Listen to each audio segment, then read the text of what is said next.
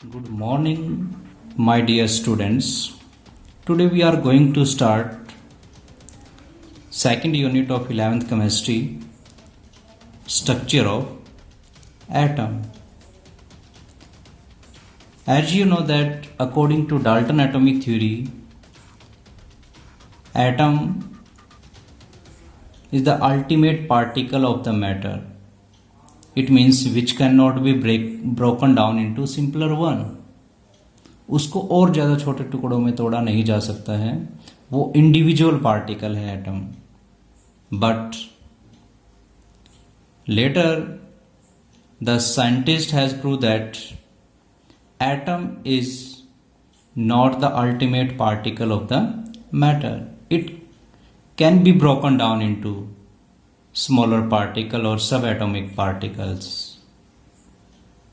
So subatomic particles हैं जो 20th century के लगभग जो है subatomic particles की डिस्कवरी हो चुकी थी, जिसमें इलेक्ट्रॉन, प्रोटॉन और न्यूट्रॉन. इट मीन्स एटम है वो इलेक्ट्रॉन, प्रोटॉन और न्यूट्रॉन से मिलकर के बना है. So today we are going to start our topic discovery of electrons.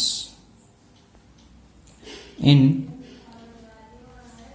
1850s, many scientists,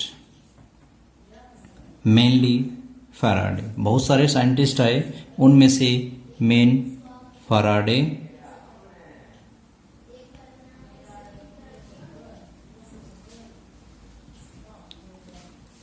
मैंने साइंटिस्टों ने जो है डिस्चार्ज, इलेक्ट्रिकल डिस्चार्ज के ऊपर स्टडी की. सो उनमें से मेनली जो फैराडे थे begin to study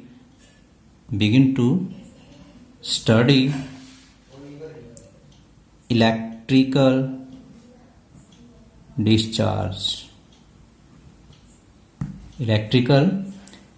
discharge in partially evacuated tube. इस पार्शियल इवैक्यूएटेड ट्यूब को किस नाम से जानते थे? Known as discharge tube. Known as discharge tube. So 1850s में जो है मैनी साइंटिस्ट आए, उनमें से फैराडे ने जो है इलेक्ट्रिकल डिस्चार्ज को स्टडी किया इवैक्यूएटेड ट्यूब के अंदर. उस इवैक्यूएटेड ट्यूब को डिस्चार्ज ट्यूब के नाम से जानते हैं. तो वो जो डिस्चार्ज ट्यूब थी, सी है, हम डिस्चार्ज ट्यूब की फॉर्मेशन करते हैं. डिस्चार्ज ट्यूब के अंदर 2 इलेक्ट्रोड्स को पुट किया गया.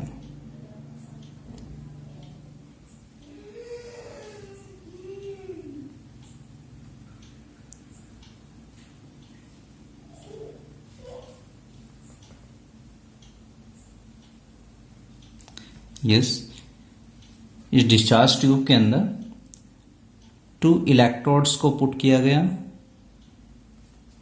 Second one is this.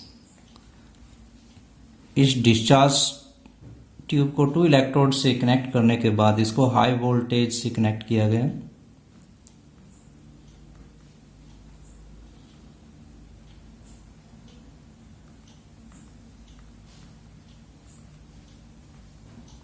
high voltage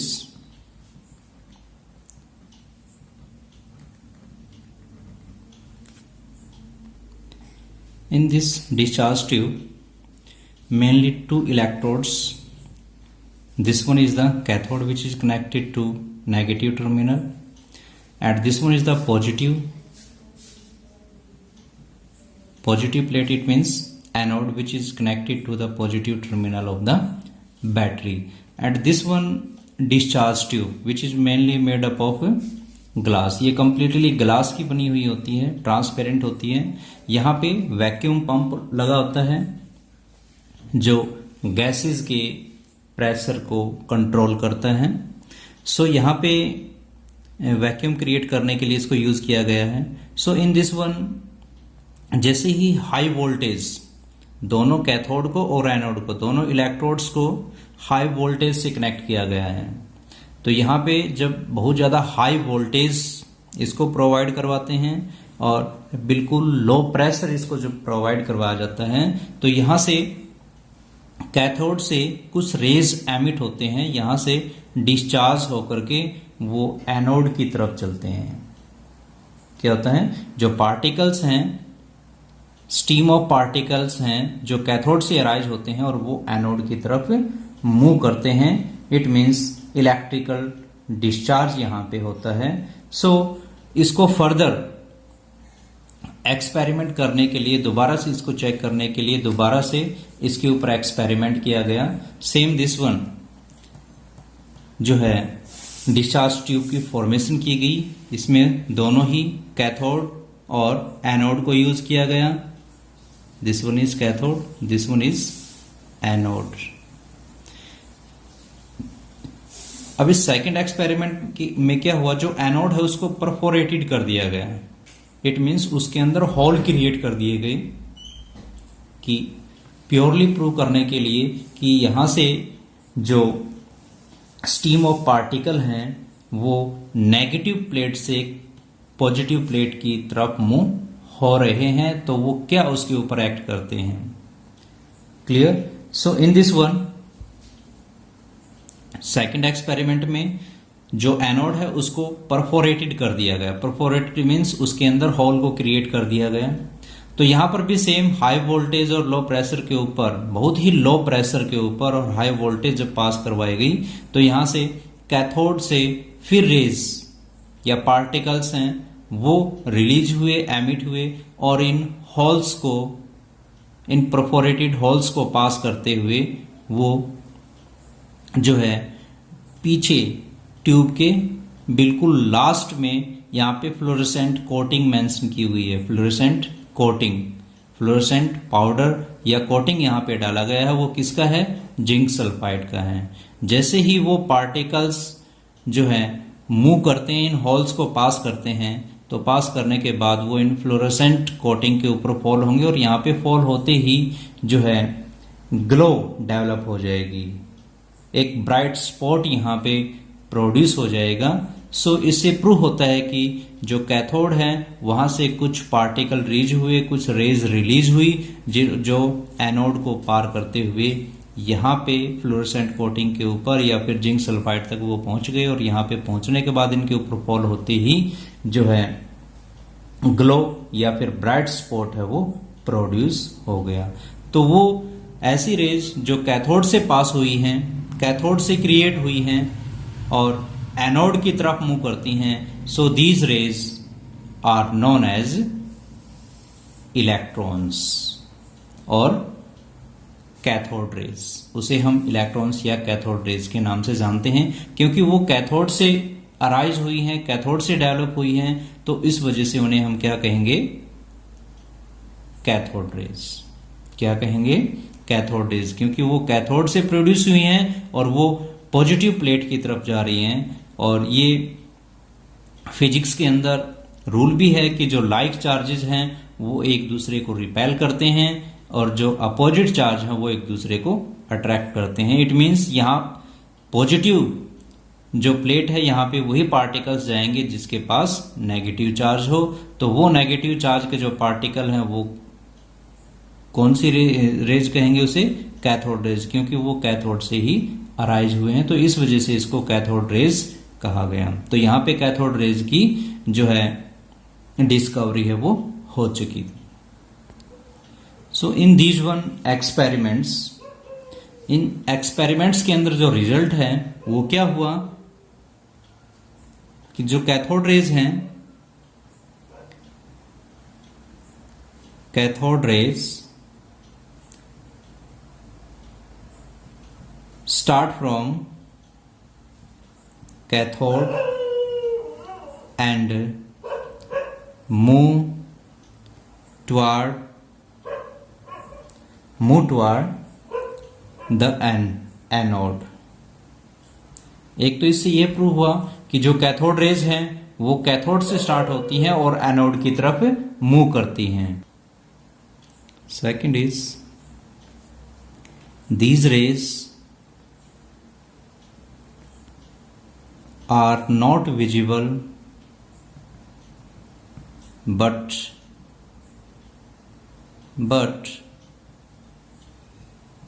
their behavior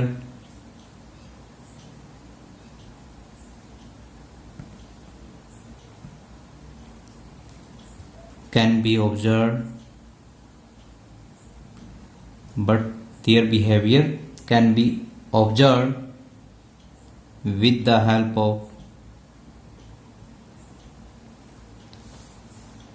fluorescent material.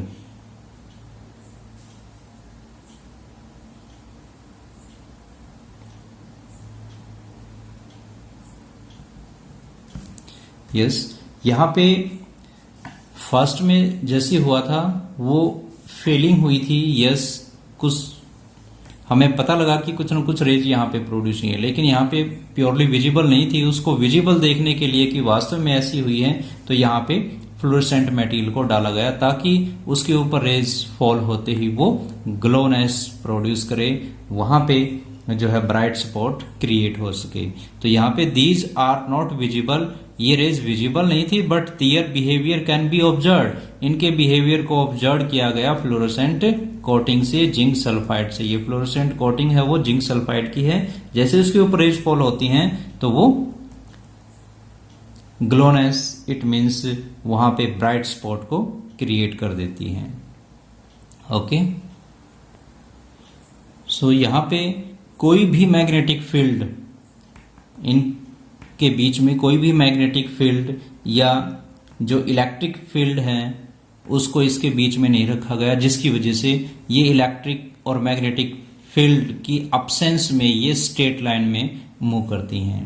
तो इट मीन्स ये रेज है, ये हमेशा travel in straight line. Cathode rays travel in straight line.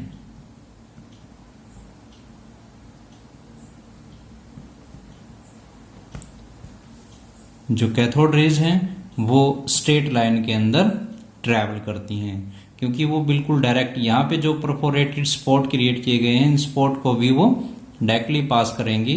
तो इट मीन्स वो जो है स्ट्रेट पाथ के अंदर ही मूव करती हैं। यदि इनके मिडल में या इनके बीच में कोई मैग्नेटिक या जो है इलेक्ट्रिकल फील्ड को ना पुट किया जाए या ना रखा जाए, यदि उसको रखेंगे हम मैग्नेटिक फील्ड और जो इलेक्ट्रिकल फील्ड है अगर उसको हम यहाँ पे रख देते हैं तो उस मैग्नेटिक और इलेक्ट्रिक फील्ड से इनकी जो डायरेक्शन है वो डिफ्लेक्ट हो जाएगी, वो चेंज हो जाएगी, क्योंकि जो लाइक चार्जेस हैं वो एक दूसरे को रिपेल करते हैं और जो अपोजिट चार्ज हैं वो एक दूसरे को अट्रैक्ट करते हैं।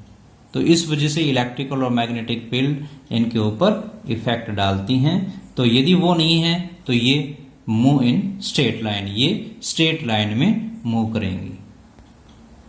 इन दिस वन, जो कैथोड रेज के जो कैरेक्टरिस्टिक्स हैं वो ना तो इन इलेक्ट्रोड्स के ऊपर डिपेंड करते हैं कि इलेक्ट्रोड की नेचर क्या है, और न ही जो गैस इसके अंदर फील की गई हैं उस गैस की नेचर के ऊपर डिपेंड होती हैं कि कैथोड की जो कैरेक्टरिस्टिक्स हैं कैथोड रेज के वो क्या होते हैं।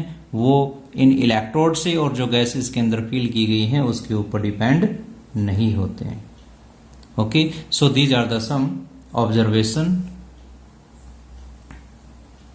proved by these experiments. Comes to next topic, charge to mass ratio of electron.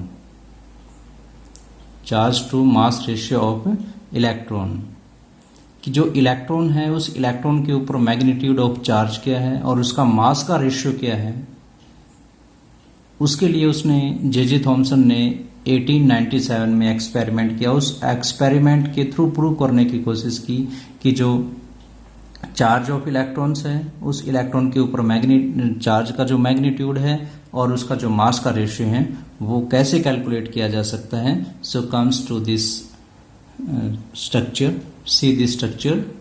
So this is a apparatus to determine the charge to the mass ratio of electron. Electron के charge का और मास के ratio के बारे में ये information देता है कि किस तरीके से क्या चार्ज और मास का रेशियो होगा। सो इन दिस वन, इसमें एक डिस्चार्ज ट्यूब को लिया गया है। डिस्चार्ज ट्यूब के अंदर कैथोड और एनोड दोनों को पुट किया गया है। इलेक्ट्रिक फील्ड से इसमें कनेक्ट किया गया है। यहाँ पे इलेक्ट्रिक फील्ड और मैग्नेटिक फील्ड एक दूसरे के परपेंडिकुलर रखे गए हैं। डिस्चार्ज ट्यूब के अंदर इलेक्ट्रिकल और मैग्नेटिक फील्ड को एक दूसरे के परपेंडिकुलर रखा गया है। कहाँ पे? जो इलेक्ट्रॉन्स का पाथ है, जो कैथोड से जो रेज निकलेंगी उसके पाथ के अंदर मैग्नेटिक फील्ड को भी और इलेक्ट्रिक फील्ड को भी, दोनों को ही यहाँ पे अप्लाई किया गया है। तो थॉमसन ने इलेक्ट्रॉन्स के अंदर कितना डेविएशन होता है, उन रेज के अंदर क्या डेविएशन होगा, उसको प्रूव करने की कोशिश की है। तो यहाँ पे इस पाथ के अंदर जब मैग्नेटिक और जो इलेक्ट्रिक फील्ड पुट किया है, जैसे ही कैथोड के अंदर से वो रेज निकलती हैं, वो इलेक्ट्रॉन्स यहाँ से एमिट होते हैं। उनके पाथ के अंदर ये इलेक्ट्रिक और मैग्नेटिक फील्ड रखने के बाद उसमें क्या चेंजेस होता है, कितना उसमें डेविएशन होता है, उसको इस एक्सपेरिमेंट से प्रूव किया गया है। तो वो डेविएशन किस किस के ऊपर डिपेंड करेगा?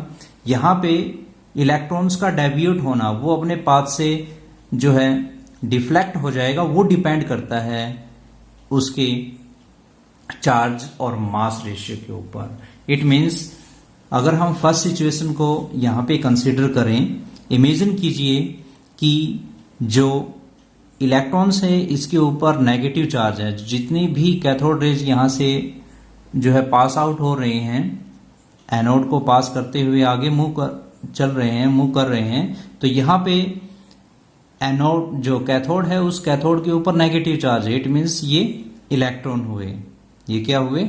इलेक्ट्रॉन। और इन इलेक्ट्रॉनों का डिफ्लेक्शन वो डिपेंड करता है कि अगर इलेक्ट्रॉन्स के ऊपर मैग्नीट्यूड ऑफ चार्ज बहुत ज्यादा है, चार्ज का मैग्नीट्यूड है वो बहुत ज्यादा है, तो उस चार्ज के ज्यादा होने की वजह से greater is the interaction between these, यहां पे इंटरेक्शन और भी ज्यादा हो जाएगा।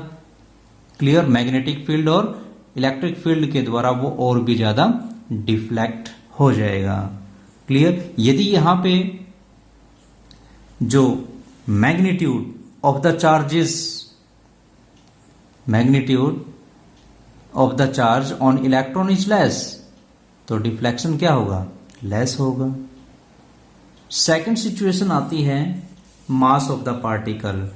मास ऑफ द पार्टिकल, यहां पे जो इलेक्ट्रॉन के ऊपर मास था, जो इलेक्ट्रॉन के ऊपर जो कुछ न कुछ मास होता है, उन पार्टिकल्स के ऊपर जितना भी मास होता है, यदि वो मास बहुत ज्यादा है,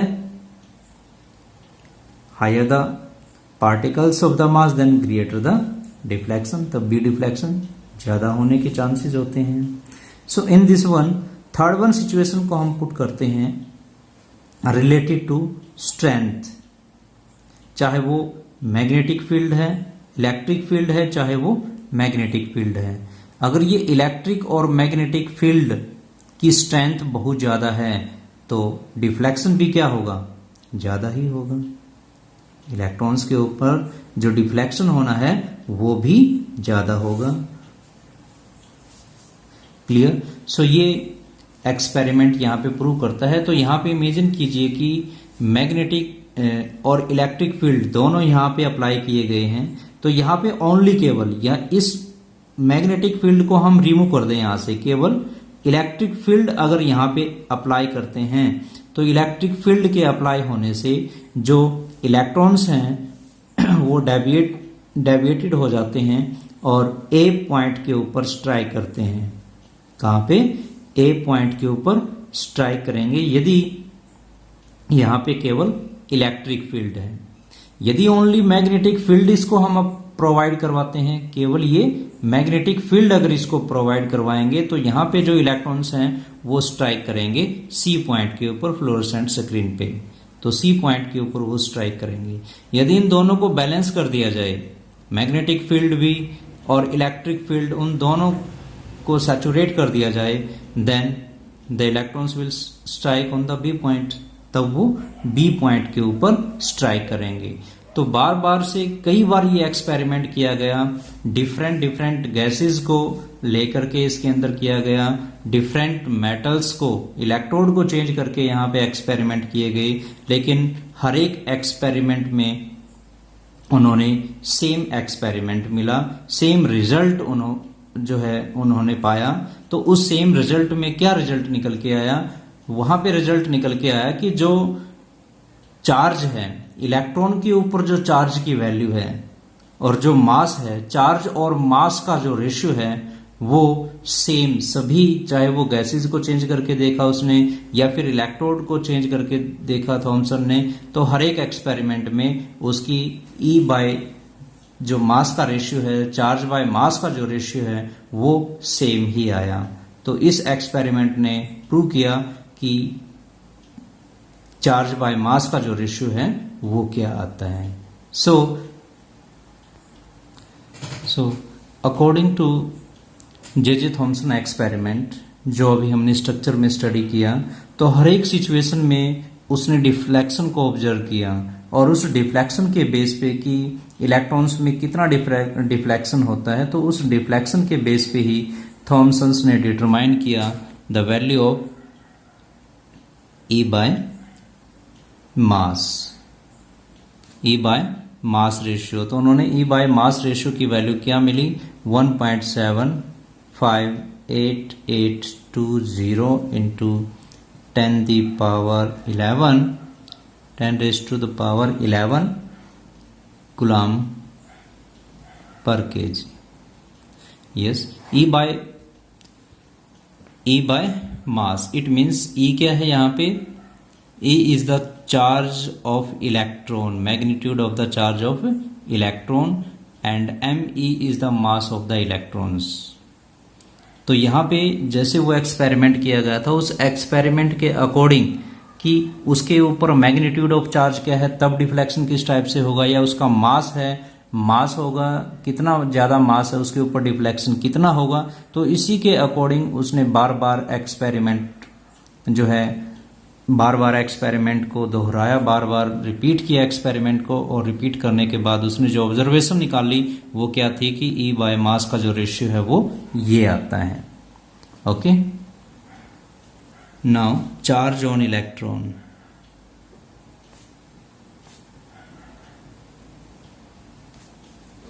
Now charge on electron. So in this one charge on electrons, तो चार्ज ऑन इलेक्ट्रॉन्स के लिए आर.ए. मिलिकन का एक्सपेरिमेंट था, और आर.ए. मिलिकन का एक्सपेरिमेंट कौन सा था? Oil drop experiment. R.A.. Millikan ने परफॉर्म किया ऑयल ड्रॉप एक्सपेरिमेंट, और ऑयल ड्रॉप एक्सपेरिमेंट्स ने प्रूव किया, उससे प्रूव हुआ कि जो चार्ज ऑफ इलेक्ट्रॉन है वो कितना होता है, इलेक्ट्रॉन्स के ऊपर चार्ज कितना होता है। तो इस एक्सपेरिमेंट से चार्ज ऑन इलेक्ट्रॉन्स की वैल्यू आती है 1.6 into 10 raised to power minus 19 coulomb. So according to this one we can easily calculate the mass of electrons. हम इस वैल्यूज के द्वारा अब आसानी से मास ऑफ इलेक्ट्रॉन्स को कैलकुलेट कर सकते हैं। तो हमें जो जे थॉमसन का एक्सपेरिमेंट था उसमें क्या मिला था? E/m E is equal to 1.75820 into 10 raised to power 11 C kg पर।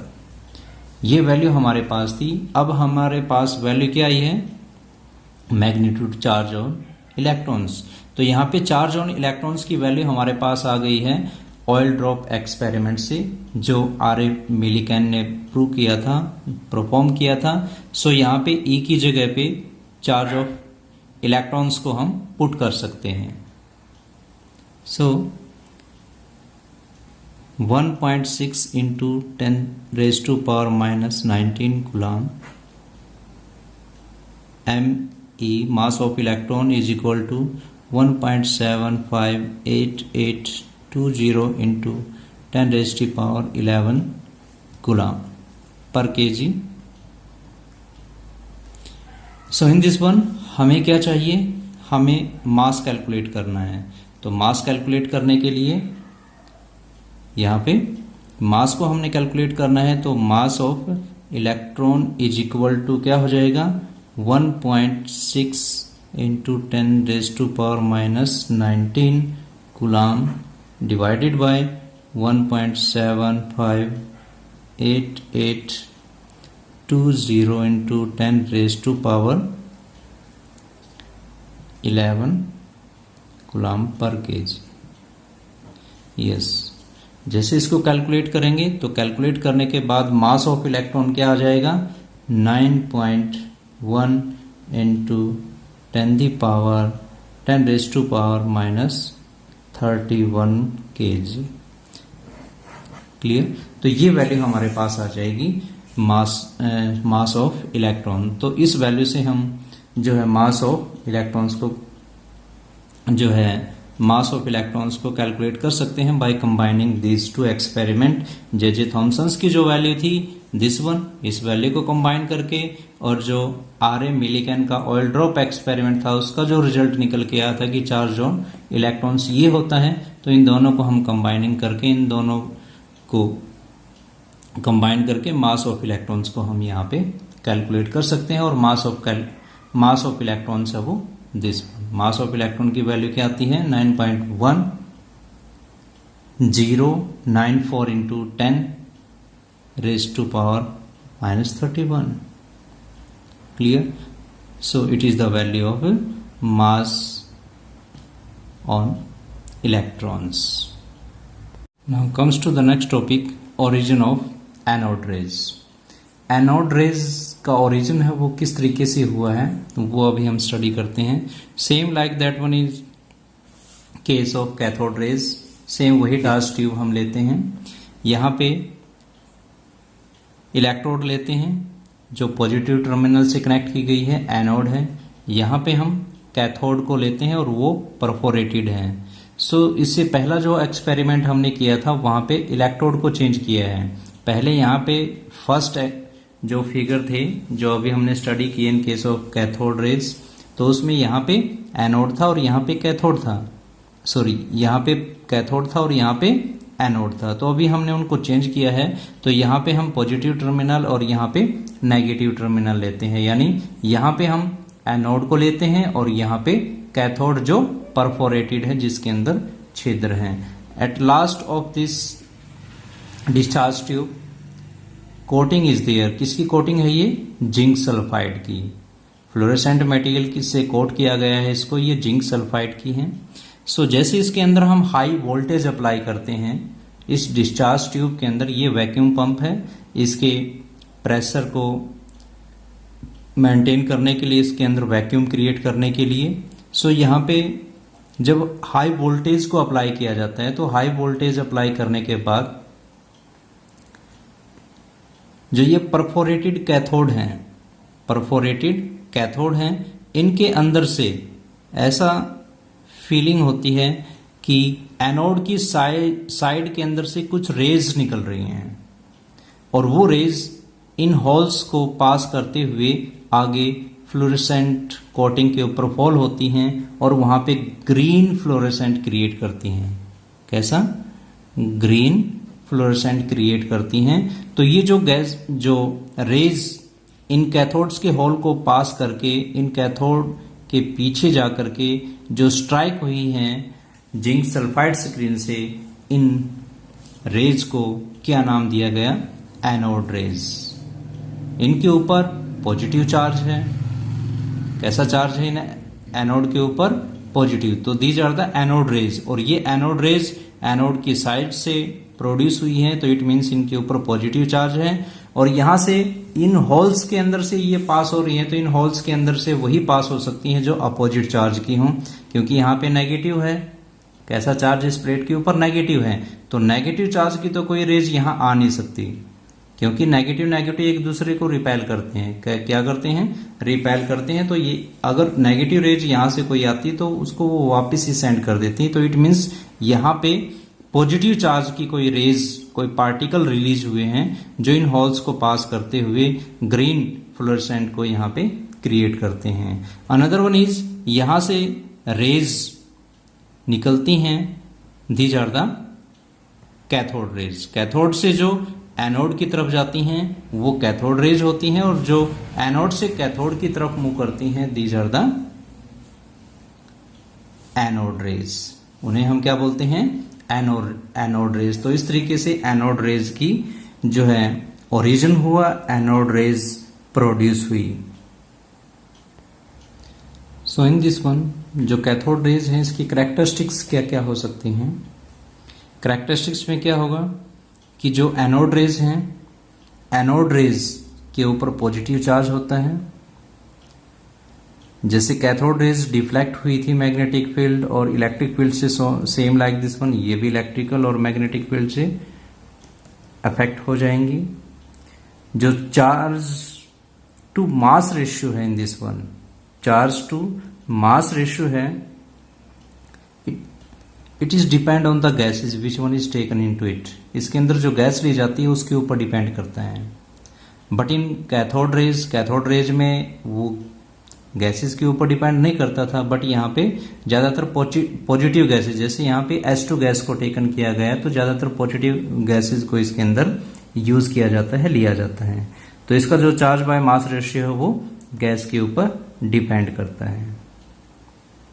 Okay, so these are the some properties of anode rays. In this one, origin of anode rays. So anode rays का जो origin है उसे ही हम origin of proton बोलते हैं, क्योंकि anode rays पे पॉजिटिव चार्ज होता है, प्रोटॉन पे भी पॉजिटिव चार्ज होता है। तो ये प्रोटॉन का ओरिजिन है। It means origin of proton और origin of anode rays are the same here. Now comes to the next topic, discovery of neutrons. Chadwick ने 1932 में किया था। तो चैडविक ने 1932 में स्कैटरिंग एक्सपेरिमेंट किया। क्या किया? स्कैटरिंग एक्सपेरिमेंट किया। सो स्कैटरिंग एक्सपेरिमेंट में क्या किया? ही bombarded some light elements like beryllium. जो लाइट एलिमेंट थे beryllium and boron, with fast moving alpha particles। Chadwick ने 1932 में जो है स्कैटरिंग एक्सपेरिमेंट किया। उसमें क्या किया? बम्बार्डेड सम लाइट एलिमेंट, कुछ एक लाइट एलिमेंट को बम्बार्ड किया गया। बेरिलियम या बोरॉन है, किसके साथ किया गया? Fast moving alpha particles. तो जैसे उसने ये बम्बार्डमेंट की, उस बम्बार्डमेंट के दौरान उन्होंने पाया कि जो कुछ एक ऐसे न्यू पार्टिकल्स मिले जिसके ऊपर कोई चार्ज ही नहीं था। जैसे पॉजिटिव चार्ज और negative charge, it means proton और इलेक्ट्रॉन की डिस्कवरी हो चुकी थी। नो, आफ्टर दैट वन, जैसे ही उसने बम्बार्डमेंट किया फास्ट मूविंग अल्फा पार्टिकल्स के साथ बेरिलियम और बोरॉन की, तो उसमें उसने कुछ न्यू पार्टिकल्स की डिस्कवरी मिली जिसके ऊपर कोई चार्ज भी नहीं था। So in this one new particle discovered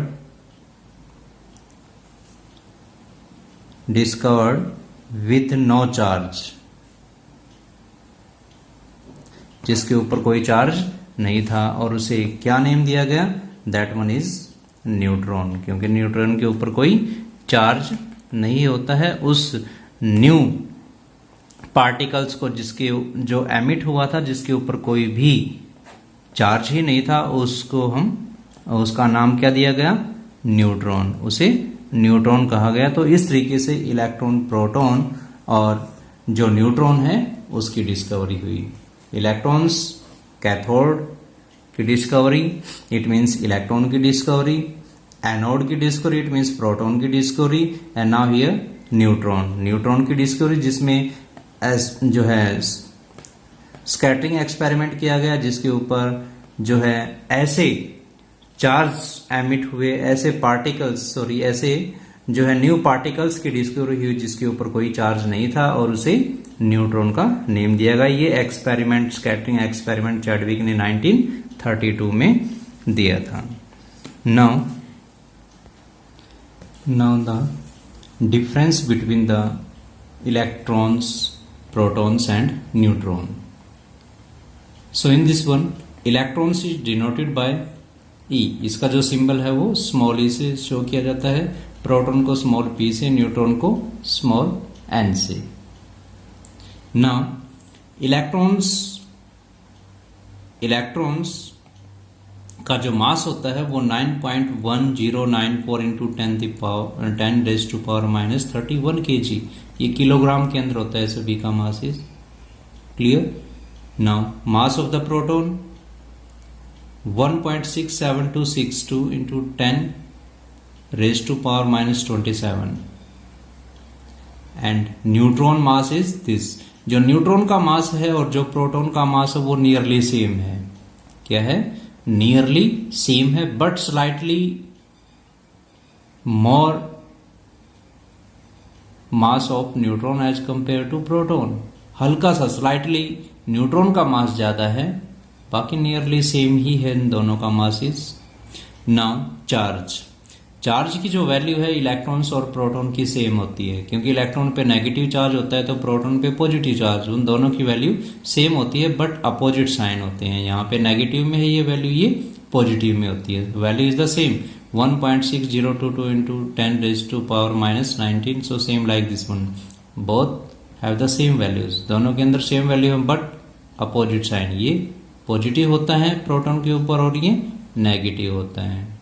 अगर वैसे यूनिट या रिलेटिव चार्ज हम मानते हैं तो वो इलेक्ट्रॉन्स के ऊपर -1 होता है, प्रोटॉन के ऊपर +1 होता है, और न्यूट्रॉन पे कोई चार्ज होता ही नहीं है।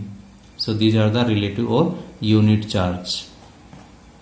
So these are the differences between electrons, proton and neutrons. So यहाँ पे जो डिस्कवरी ऑफ न्यूट्रॉन हुआ था, यहाँ पे डिस्कवरी ऑफ न्यूट्रॉन के अंदर एक ऐसे पार्टिकल्स जो है एमिट हुए थे बम्बार्डमेंट से, जिसके ऊपर कोई भी चार्जेस नहीं था, लेकिन उसका जो मास है वो स्लाइटली मोर था एज कंपेयर टू प्रोटॉन। क्योंकि किसी भी एटम के अंदर प्रोटॉन प्रेजेंट होता है न्यूक्लियस के अंदर, किसी भी एटम के न्यूक्लियस में प्रोटॉन प्रेजेंट होता है, बट लेटर हमें पता चला कि न्यूट्रॉन भी प्रेजेंट होता है।